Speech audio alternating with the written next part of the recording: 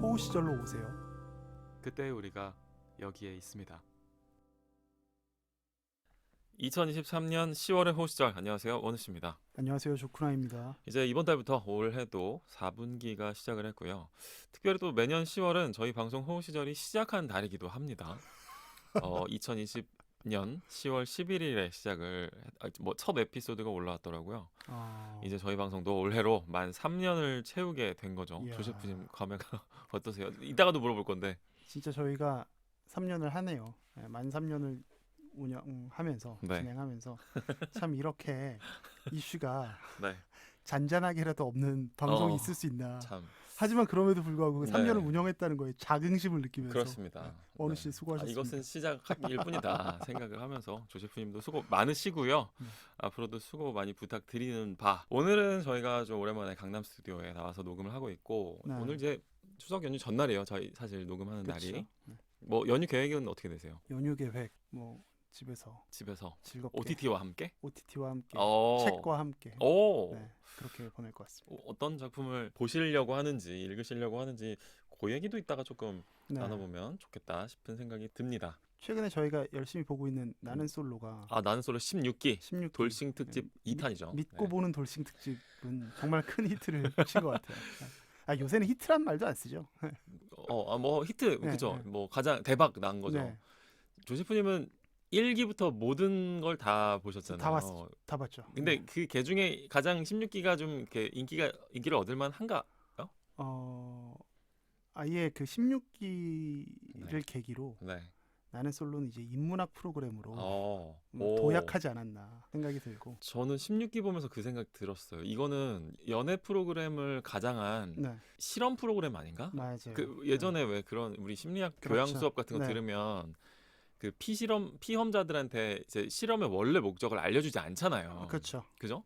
이렇게 해서 뭐 원래는 뭐 다른 주제에 대해서 할 건데 인간이 뭐 불안한 상황에 처했을 때 어떻게 행동하는지를 보려고 하는 건데 맞아요. 사실은 뭐 다른 아예 뭐 설문조사하는 것처럼 한다든지. 뭐 그런 것들이 되게 많았죠. 네. 저는 남규용 PD님이 그런 지금 시도를 하고 있는 게 아닌가라는 생각을 좀 하면서 보고 있어요, 사실. 그래서 16기에 대해서 제가 분명하게 말씀드릴 수 있는 건 요새는 나는 솔로 저는 넷플릭스로 안 봅니다.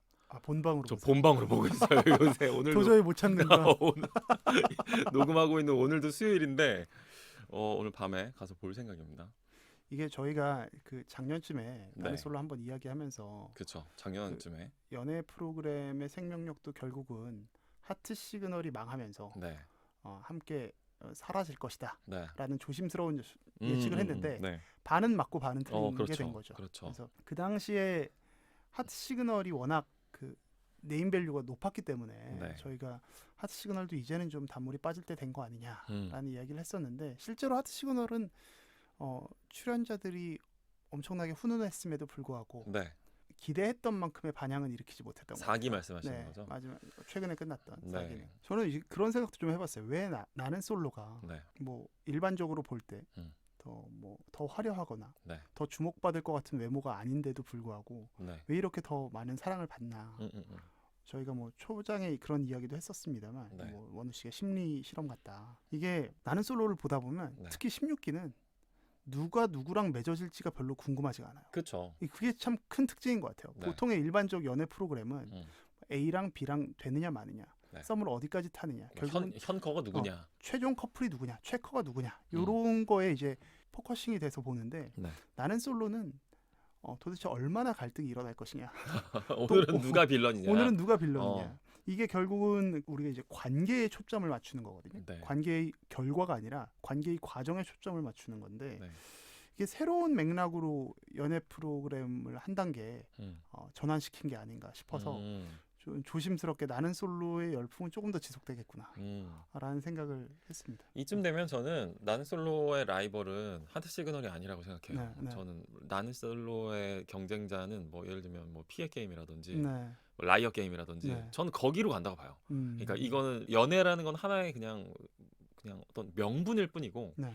결국에는 사람이 어떤 압박되는 상황에 이런 그 마주했을 때 어떻게 그렇죠. 행동하는지에 대한 네. 다양한 유형을 보여줌으로써 그렇죠. 그 사람들을 콜로세움 위에 올려놓고 때로는 비웃고 때로는 공격하고 또 때로는 대리 수치심을 느끼면서 자신의 모습을 돌아보는 사실 뭐 피해 게임이나 뭐 아까 말씀하셨던 그런 생존 게임보다도 네, 어찌 보면 더욱 더 라이브한 그렇죠. 그런 방송이 됐죠. 그래서 굉장히 큰 요새는 이 프로그램이 참 남경 PD가 네, 제대로 타겟팅을 했구나. 얻어 걸린 건지 모르겠지만 네, 완전히 성공을 했다 생각이 네. 들면서도 또 동시에 이게 과연 이 출연진들이 어쨌든 뭐 연예인도 아니고 원래 이걸 업으로 삼고 계신 분들이 아닌데 그렇죠. 그 프레셔를 견딜 만한 그 체력이 전혀 구비되어 있지 않은 상태인 거예요. 매번 요새는 그 기수마다 사과문을 쓰시는 것 같은데 맞아요. 그리고 요즘은 거의 매 주 단위로 쓰시잖아요. 그래서 네. 그게 과연 맞는 건가? 이렇게 미디어의 인민 재판에 대한 어떤 언론과 연출자들의 책임은 어디까지 가져갈 것인가? 네. 이 부분은 조금 좀 궁금해요. 어떻게 진행될지 뭐 단순히 비판적이라기보다는 이런 부분에 대한 가이드가 또 이제 생기겠구나라는 생각을 하면서도 매주 정말 기다리면서 요새 정말 나는 솔로 보려고 사는 것 같아요. 그 정도로 너무 재밌어. 이 프로그램과 혼연일체가 되셨군요. 내가 나는 솔로고 나 솔이 나다. 그렇죠. 거의, 와 그럼 무라일체 경제까지. 아 역시 언제나 저보다 한 걸음 더 먼저 나가 계시는군요. 그럼요. 제가 요새 뭐 1기부터 다시 보라고 주변 사람들에게 전파하고 있어요. 저희 채널 댓글에도 하나 달렸는데 이제 주변에서 16기의 특징은 저희 누나도 얘기를 했는데 네. 주변에서 제발 한 번만 봐달라고 그렇죠. 이렇게 사정사정을 한다 하더라고요. 대단한 풍경이다. 네. 정말 엄청난 걸 만들어내셨다라는 생각을 하면서 뭐 애정 반, 뭐 비판 반 이런 마음으로 저도 지켜보고 있습니다. 저 이제 오늘 나눠볼 이달의 이슈 얘기 좀 바로 들어가시죠. 여러 가지 좀 뭐 많았어요. 이번 네. 달에도 역시나 뭐 이재명 민주당 대표 이야기도 상당히 네. 뜨겁게 뭐 진행되고 있는 것 같고 지금 뭐 저희가 녹음하는 날 기준으로 뭐 바로 전날 밤까지 그 구속 심사가 이어져서 그렇죠. 상당히 그것도 좀 상당히 흥미로웠죠. 뭐 네. 매우 그렇죠. 저도 유심히 지켜보고 있는 것 중에 하나고 또 배우 변희봉 선생님 별세하신 이야기가 또 네. 전해지기도 했었고 뭐 그랬습니다. 뭐 사회 이슈들은 워낙 빠르게 돌아가고 있어서 네. 그중에 뭐 하나를 뭐 이렇게 고를 수가 없겠더라고요. 네. 그래서 어떻게 보면 좀 이렇게 교집합에 해당하는 이슈를 하나 골라봤는데 뭐 제가 골라온 것부터 먼저 말씀 그러시죠. 나눠볼까요? 네. 저는 이번 달에 우리나라에서 가장 좀 핫했던 장소가 어딘가 네. 장소가 어딘가를 생각해봤는데 서울구치소가 아닐까 아, 싶었어요. 좋아요. 서울구치소 그 죄수들이 이렇게 그렇죠. 수감되는 공간이죠. 근데 이름은 서울인데 사실은 경기도 의왕시에 위치해 있는 구치소입니다. 그렇습니다. 구산 인덕원 그쪽이죠. 맞아, 그렇다 하더라고요. 저도 사실 몰랐어요. 전 서울에 있는 줄 알았어요. 서울 어딘가 있는 줄 알았어요. 부산구치소, 대전교도소, 대구교도소와 함께 사형 집행시설이 갖춰진 4곳 중 하나입니다. 네. 이번에 이재명 민주당 대표가 구속심사 마치고 대기를 한 곳도 바로 이 서울구치소였는데 최근에 서울구치소에 대한 또 다른 흥미로운 기사가 하나 나와서 요거를 한번 갖고 와봤어요. 네. 한동훈 법무부 장관이 대한민국에서 사형 선고를 받은 그러나 사형 집행이 되지 않은 아마 앞으로도 안 될 가능성이 되게 높을 것으로 생각되었던 네. 그 연쇄 살인범들을 유영철 포함 네. 이 서울구치소에 모았다는 소식입니다. 한대 모았죠. 그래서 이거의 메시지가 뭐냐? 너네들 집행할 수도 있어. 나는 달라. 난 한동훈이야. 네. 라는 그런 메시지인 건지 네. 요새 유행하는 말로 경각심을 네. 주기 위한 뭐 메시지가 네. 아니냐 이제 뭐 이런 얘기들이 나오더라고요. 음. 그래서 아마 조셰프님도 이 뉴스를 좀 유심히 보고 계셨을 것 같아서 네. 일단 이 이슈를 한번 갖고 와봤습니다. 음. 알고 계셨나요 혹시 네, 이 얘기? 저도 뭐 알고 있었고 네. 이 내용으로 저도 한번 이야기를 좀 해볼까 하던 차였기 때문에 네, 원우 씨의 어떤 주제가 반갑네요. 오 그렇군요. 그 약간 겹친 거네요 그러면. 네, 네. 보니까 서울구치소에 이번에 모인 그 연쇄살인 사형수가 3명인데 유영철 씨 되게 유명한 네. 그 인물이죠. 존칭을 붙이지 않겠습니다. 네. 여성 등 20명을 살해한 인물이고 2005년도에 사형 확정됐고 지금 우리가 알고 있는 추격자라는 영화에 아마 그 모티브가, 모티브가 됐었던 인물이기도 하죠. 그렇죠. 그다음에 또 못지않게 또 악명 높은 강호순 그렇죠. 그 아내와 장모 등 여성 10여 명을 살해한 혐의로 2009년에 사형 확정이 됐고 정두영이라는 인물도 그렇죠. 뭐 있죠. 여성과 노인 등 9명 살해 2001년에 사형이 확정됐습니다. 우리나라는 1997년도에 그 김영삼 대통령이 네. 12월 달에 마지막으로 사형 집행을 맞습니다. 했고 네. 그때 이후로 미집행 59명이 지금 수감되어 있다고 해요. 사형수들이. 아마 김영삼 대통령이 이제 그 당시에 이미 김대중 후보가 당선이 된 상태였기 때문에 네. 본인이 미리 좀 이렇게 휘리릭 해버린 게 아닌가. 어찌 보면 또 후임자에 대한 배려일 수도 그럴 있고요. 수도 네. 있죠. 왜냐하면 부담이 갈 수 있잖아요. 그렇죠. 근데 제가 요 문제에 좀 관심이 많은가 봐요. 네. 뭐 재밌다고 하면 좀 이상하지만 흥미로울 수 있죠. 이렇게 좀 네. 이렇게 이슈 팔로잉 느낌으로 제가 97년도에 사형을 됐었던 분들은 도대체 어떤 죄를 저질렀을까? 네. 그때는 대부분 이제 뭐 연쇄살인 이런 거라기보다는 네. 방화범들이 굉장히 많더라고요. 그렇죠. 네, 네. 그리고 그게 아니면 이제 치정살인인 경우가 네. 상당히 많아서 적어도 제 관점에서 봤을 때는 뭐 억울하게 죽었다 이런 거는 솔직히 좀 없는 것 같았어요. 그래서 뭐 물론 그건 저의 관점이고 또 그거를 이제 그들을 묘사한 신문 기사가 물론 당연히 이제 사형수라는 걸 알고 그들에 네. 대해 묘사한 거기 때문에 뭐 그럴 수도 있겠지만 다시 59명의 사형수들이 이제 생겨난 상황에서 이제 뭐 서울구치소 에피소드가 최근에 있었습니다. 뭐 요 정도로 일단 서머리를 할 수 있을 것 같은데 네. 조세프님은 어떻게 이 뉴스를 바라보고 계셨나요?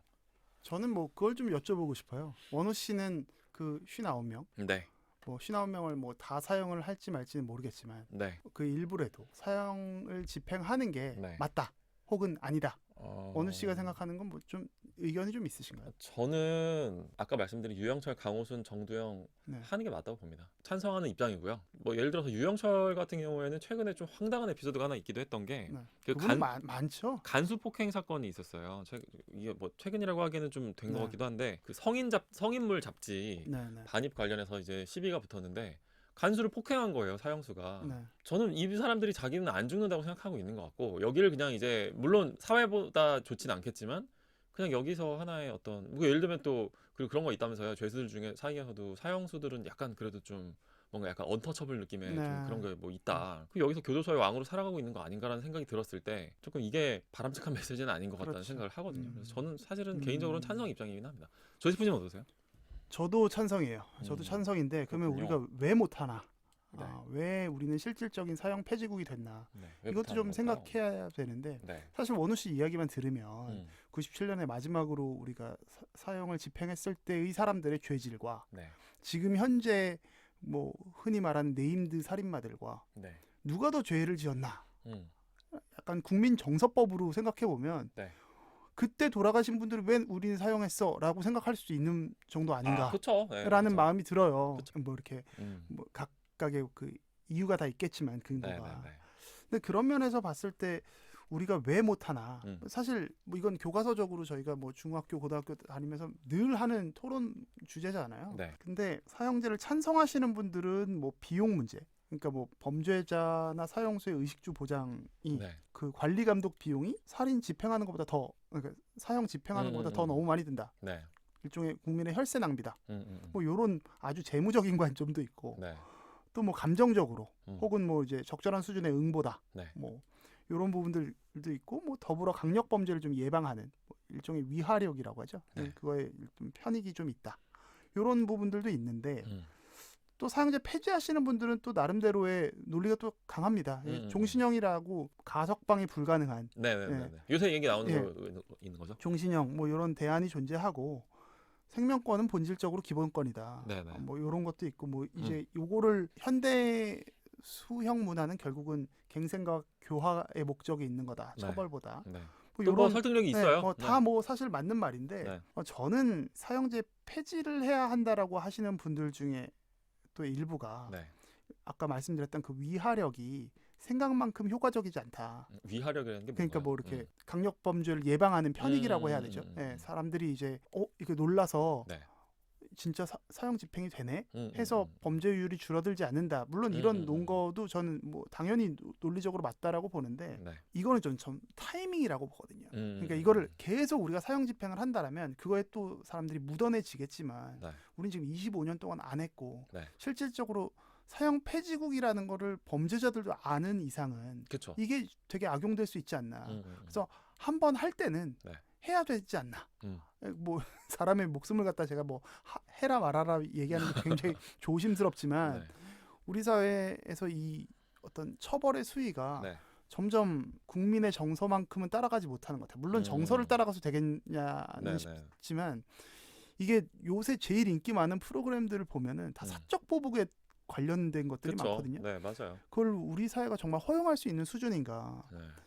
저는 그런 부분에서 봤을 때는 좀 진행할 필요가 있다. 음. 완전히 뭐 특히 뭐 유영철이나 네. 강호순 같이 연쇄살인마들은 교화 갱생의 기회까지 줘야 되나? 음. 라는 생각까지 해요.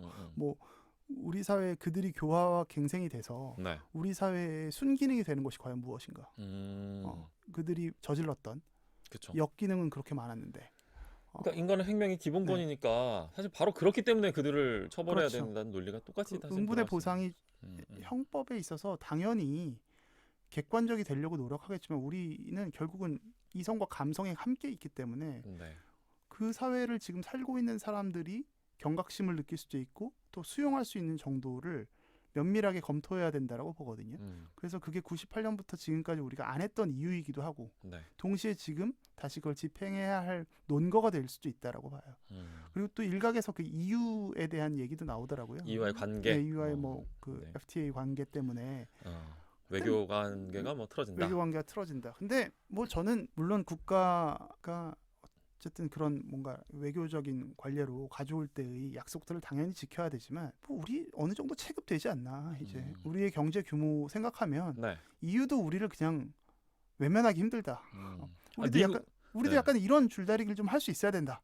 미국, 일본, 대만, 싱가포르, 중국은 말할 것도 없고 미국이랑 일본도 하고 있어요. 그렇죠. 사형 집행을. 네. 근데 이제 그 뭐 우리의 또 논거는 폐지하시는 분들의 논거는 네.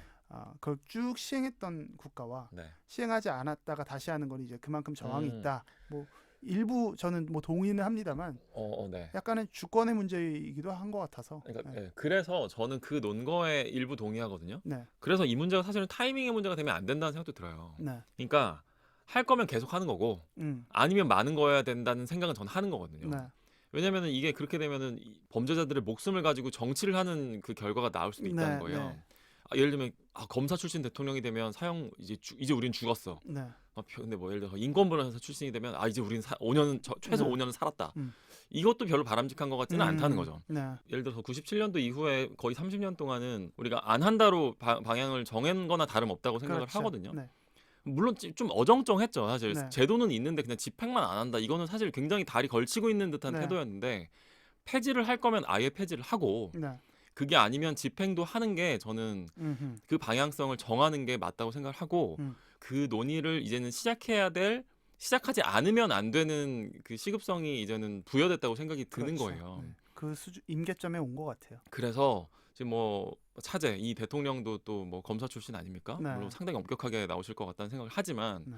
한동훈 법무부 장관도 마찬가지고 한번 그 텀을 가졌으면 어떨까라는 생각을 많이들 하고 계신 것 같아요. 다만 저는 이게 뭐 예를 들어서 선거 전국으로 이걸 연결한다든지 네.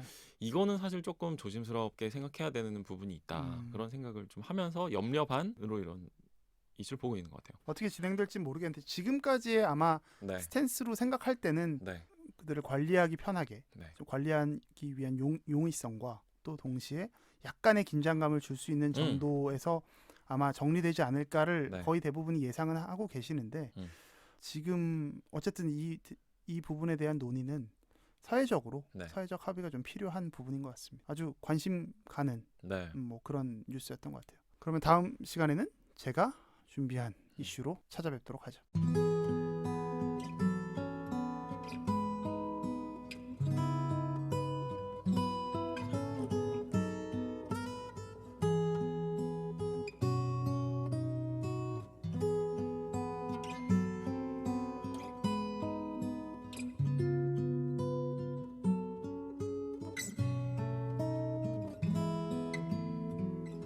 우리의 호우 시절